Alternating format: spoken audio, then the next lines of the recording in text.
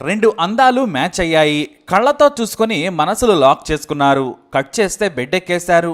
ఇంకేముంది, రస సముద్రంలో తేలారు. ఇది మీరు డైలీ చూసే పరమ రొటీన్ స్టోరీ అనుకుంటున్నారా? కానీ కాదు, ఇక్కడే ఉందో ట్విస్ట్. కర్ణాటకలో జరిగిన ఓ దారుణ హత్య సంచలనంగా మారింది. మరి ఈ beauty with beast FIR murder మీరు చూడండి. 34 ఏళ్ల అరుణ్ కుమార్ కు 24 ఏళ్ల రంజితతో పెళ్లి జరిగింది. వారికి 2 ఏళ్ల కొడుకున్నాడు. అరుణ్ కుమార్ ఎంతో ఇష్టపడి అందమైన పెళ్లాం కావాలని మరి ఏరి కోరి చేసుకున్నాడు. ఇంత అందమైన భార్య దొరకటం తన అదృష్టం అనుకున్నాడు. కొన్నాళ్ల పాటు వేరు చోట్ల హోటల్ బిజినెస్ చేసిన అరుణ్ కొంతకాలంగా ఉత్తనహళ్లిలోని డాక్టర్ విష్ణువర్ధన్ రోడ్ లో ఉన్న కాలేజ్ దగ్గర బీ గరటా అనే రెస్టారెంట్ ను స్టార్ట్ చేశాడు. మొదట్లో వ్యాపారం బాగానే సాగిన కరోనా తర్వాత మెల్లిగా నష్టాలు రావడం మొదలయ్యాయి. దీంతో కొత్త వ్యాపారం ఏదైనా చేయాలనుకుని ఆ పని మీద బయట తిరగడం మొదలు పెట్టాడు అరుణ్. రెస్టారెంట్ ను రంజిత్కు అప్పగించాడు. ఆమె రెస్టారెంట్ ను చూసుకుంటూ ఉండేది. అయితే మరో చోట మరో రెస్టారెంట్ ను పెట్టే ఉద్దేశంతో ఉన్నాడు. అందుకోసం లొకేషన్స్ ను వెతుకుతున్నాడు. అయితే కత్తిలా ఉండే రంజిత్కు తన వయసులో ఉన్న గణేష్ అనే యువకుడు పరిచయం అయ్యాడు. ఈ గణేష్ వయసు 26 ఏళ్లు. గణేష్ కూడా అందంగా ఉన్న రంజితను చూసి మనసుపడ్డాడు. ఆమె కూడా కంటి చూపు వలవిసరడంతో భర్త లేని సమయం చూసి గంటల తరబడి మాట్లాడేవాడు. ఇతను రెస్టారెంట్ కు ప్యాకేజ్డ్ వాటర్ ను సప్లై చేస్తూ ఉంటాడు. బిస్లరీ నుంచి ఆక్వాఫినా వరకు, జ్యూసుల నుంచి డ్రింక్స్ వరకు సప్లై చేస్తూ ఉంటాడు. అయితే మొదటి నుంచి రంజిత్ రెస్టారెంట్ కు వచ్చేది కాదు. కానీ వచ్చిన వారానికి మాత్రం గణేష్ కు పడిపోయింది. ఇటు గణేష్ ఆమె అందాన్ని ఆరాధించాడు. ఇంకేముంది, బంగారం లాంటి భర్త కొడుకు ఉన్నా కూడా రంజిత దారి తప్పింది. రంజిత గణేష్ మనసులే కాదు, కామం కూడా కోరలు చాచింది. రెస్టారెంట్ లోనే ఇద్దరు శృంగార భోజనం చేసేవారు. అంతేకాదు, తన భర్త రెస్టారెంట్ దగ్గర ఉంటే ప్రియుడి గణేష్ ని ఇంటికి కూడా పిలిపించుకునేది. రెస్టారెంట్ వాటర్ పేమెంట్ మేడం అనుకుంటూ వారింటికి వెళ్ళిపోయేవాడు. అలా ఇద్దరు 6 నెలల పాటు విచ్చలవిడిగా ఎంజాయ్ చేశారు. మరోవైపు ఆర్థిక సమస్యలతో సతమతమవుతున్న అరుణ్ కొత్త రెస్టారెంట్ కోసం అప్పులు చేస్తూ ఉన్నాడు. ఆ క్రమంలోనే తనకు 10 లక్షల అప్పు కావాలని, వీలైతే చూడమని గణేష్ ను కోరాడు అరుణ్. మొదట లేవని చెప్పినా కూడా ప్రియురాలు కన్ను కొట్టడంతో క్యాష్ టేబుల్ మీద పెట్టేశాడు. వడ్డీకి పత్రం రాయించుకుని 8 లక్షలు ఇచ్చాడు. కానీ అవి కూడా వృధా అయిపోయాయి. 6 నెలలు గడిచినా సరే వడ్డీ కూడా ఇవ్వలేకపోయాడు అరుణ్ కుమార్. గణేష్ కు తానిచ్చిన డబ్బుల కంటే కూడా రంజిత అందం మీదే ప్రేమ ఎక్కువగా ఉండేది. ఆమె భర్తను డబ్బుల పేరుతో కంగారు పెట్టి ప్రియురాలతో రొమాన్స్ క్యాష్ చేసుకునేవాడు. అయితే డబ్బులు రాకపోగా కొత్త బిజినెస్ మొదలు పెట్టలేక సతమతమయ్యాడు. అంత బాధలో ఓ రోజు సడన్ గా రెస్టారెంట్ లోని తన ప్రైవేట్ గదిలో రంజితతో లోపల గణేష్ ఉండడం చూశాడు అరుణ్ కుమార్. తాను చాలాసేపు డోరు కొట్టినా వాళ్ళు తలుపు తీయలేదు. ఎందుకంటే బట్టలు వేసుకుంటున్నారని అర్థం చేసేసుకున్నాడు. అంతేకాదు, రెస్టారెంట్ లోని తనకు నమ్మకమైన కుర్రాడిని ఆరా తీయగా మేడం చాలా నెలల నుంచి గణేష్ తో గదిలో కొత్త రకం వంటకాలు చేస్తుందని చెప్పాడు. దీంతో భార్యను ఇంటికి తీసుకెళ్లి కొట్టాడు అరుణ్. అంతేకాదు, అప్పటికే అప్పులు, భార్య మరోవైపు తప్పుడు పనులు చూసి అరుణ్కు పిచ్చెక్కిపోయింది. రెస్టారెంట్ ను కొన్నాళ్ల పాటు నడిపించాలనుకున్నా కూడా రంజిత వ్యవహారంతో వెంటనే క్లోజ్ చేశాడు. కానీ గణేష్ మాత్రం నువ్వు బిజినెస్ క్లోజ్ చేస్తే నా డబ్బుల సంగతి ఏంటని నిలదీశాడు. తనకు 3 నెలల సమయం ఇస్తే మొత్తం సెటిల్ చేస్తానని చెప్పాడు. అయితే రంజిత ఏదో ఒక కారణంతో బయటికి వెళ్లి ప్రియుడు గణేష్ ను కలిసేది. ఎంత వద్దని వారించినా కూడా ఆమె పూర్తిగా గణేష్ మైకంలో పడిపోయింది. చూడటానికి కూడా బాగానే ఉన్న గణేష్ ను చూసి నువ్వు హీరోలా ఉంటావని పొగిడేది. అతను కూడా నువ్వు హీరోయిన్ అనేవాడు. డబ్బా కొట్టేసుకునేవారు.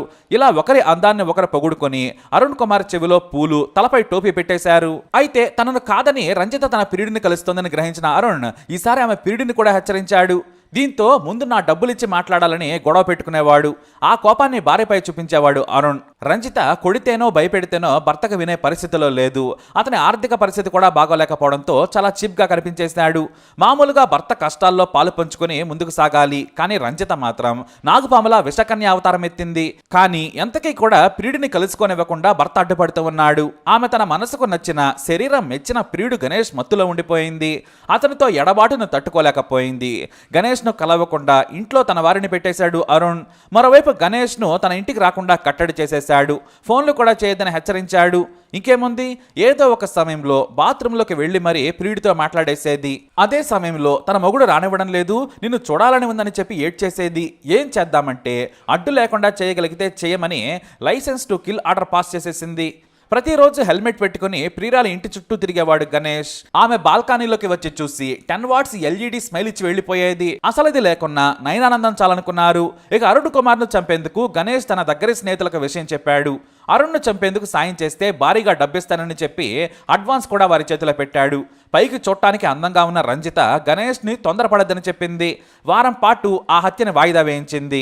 ఎందుకంటే హత్య జరగాలి కానీ రక్తం అంటకూడదు, హత్య మనం చేయించిన పేరు మాత్రం బయటకు రాకుండా ఉండాలనేది ఆమె వెధవ ఐడియా. ఒక్కసారి ఈ ఫోటో చూడండి, తన భర్తతో దిగిన ఫోటో ఇది.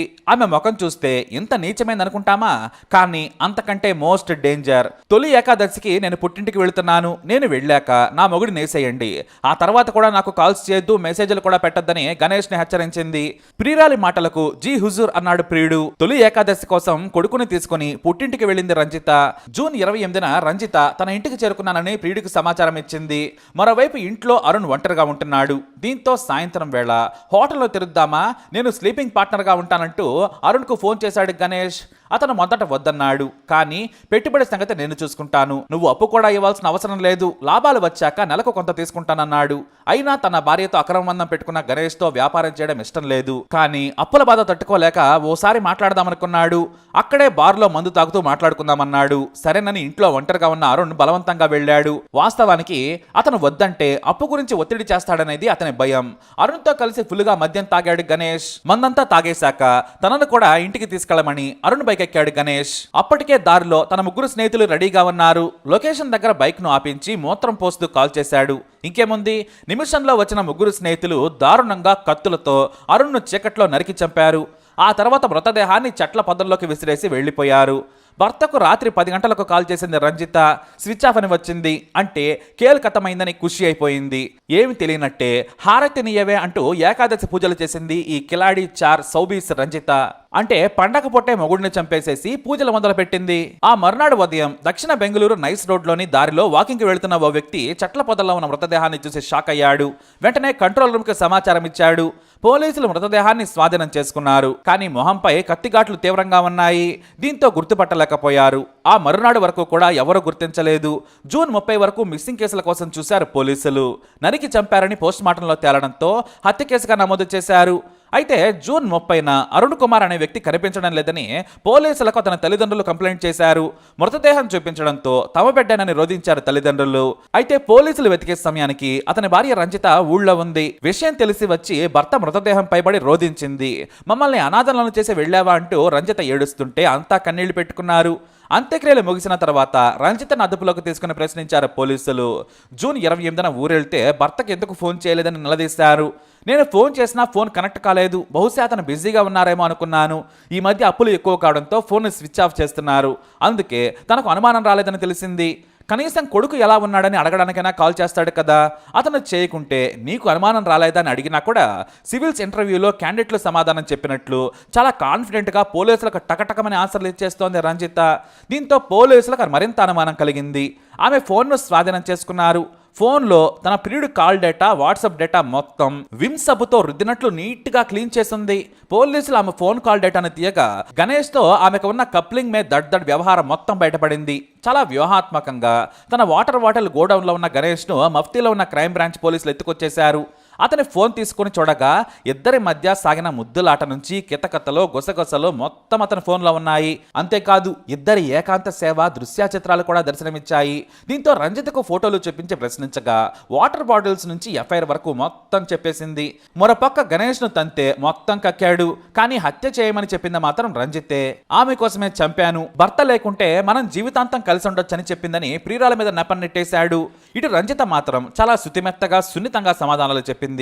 ఆ తర్వాత మిగతా ముగ్గురు హంతకులను కూడా జైల్లో వేశారు. అలా వాటర్ బాటిల్స్ వేసేందుకు వెళ్ళిన గణేష్ ను పట్టింది రంజిత. ఇద్దరూ కలిసి అరుణ్ను లేపేసి మట్టిలో కలిపేశారు. ఎంతో అందంగా నవ్వుతూ భర్తతో దిగిన రంజిత ఫోటోను చూసి అసలు హత్య చేయించింది ఈమెనా అని షాక్ అయిపోతున్నారు బంధువులు. అందంగా ఉందని తెచ్చుకుంటే ఆ అందంతోనే కోసి భర్తను చంపేసింది రంజిత. ఈ ఘటన కర్ణాటకలో సంచలనంగా మారింది. మరి రంజితనే మించిపోయిన రంజితపై మీ అభిప్రాయం ఏంటి? కమెంట్ ద్వారా తెలియజేయండి. వీడియో అప్డేట్స్ కోసం మై ఛానల్ ఫాలో అవ్వండి. అలాగే తప్పకుండా సబ్స్క్రైబ్ చేసుకోండి.